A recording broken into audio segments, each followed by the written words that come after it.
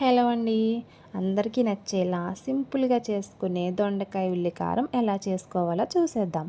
ముందుగా అరకిలో దొండకాయల్ని మంచిగా కడిగి సన్నగా కట్ చేసుకుని అందులో ఒక స్పూన్ సాల్ట్ వేసుకుని బాగా కలుపుకొని పక్కన పెట్టుకోవాలి.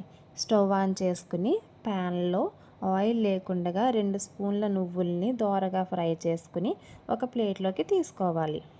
తరువాత ప్యాన్లో 1 స్పూన్ ఆయిల్ వేసుకుని అందులో 1 స్పూన్ మెంతులు, 1 స్పూన్ ధనియాలు, 1 స్పూన్ జీలకర్ర, 15 ఎండుమిర్చి వేసుకుని బాగా ఫ్రై చేసుకోవాలి.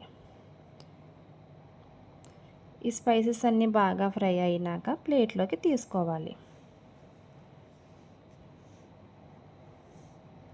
మళ్ళీ ప్యాన్లో ఇంకొక స్పూన్ ఆయిల్ వేసుకుని ఉల్లిపాయ ముక్కలు, కొద్దిగా చింతపండు వేసుకొని ఉల్లిపాయ ముక్కలు లైట్ బ్రౌన్ కలర్ వచ్చేంత వరకు ఫ్రై చేసుకోవాలి. ఉల్లిపాయ ముక్కలు కూడా బాగా ఫ్రై అయ్యాక ప్లేట్లోకి తీసుకొని చల్లారనివ్వాలి.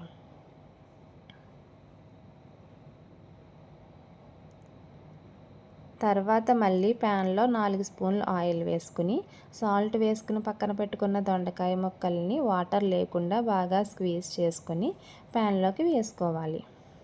ఇందులో కొద్దిగా కరివేపాకు కూడా వేసుకుని దొండకాయ ముక్కల్ని 80% వరకు ఉడికేంత వరకు ఫ్రై చేసుకోవాలి.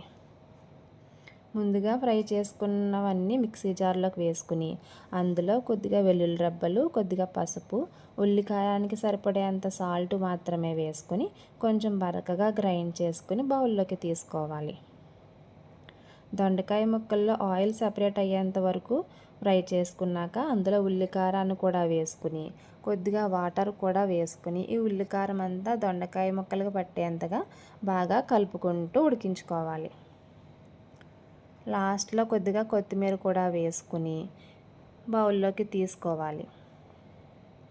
ఇది హాట్గా సర్వ్ చేస్తే రైస్లోకైనా రోటీలోకైనా టేస్ట్ చాలా బాగుంటుందండి. నచ్చితే మీరు కూడా ఇంట్లో ట్రై చేసి చూడండి.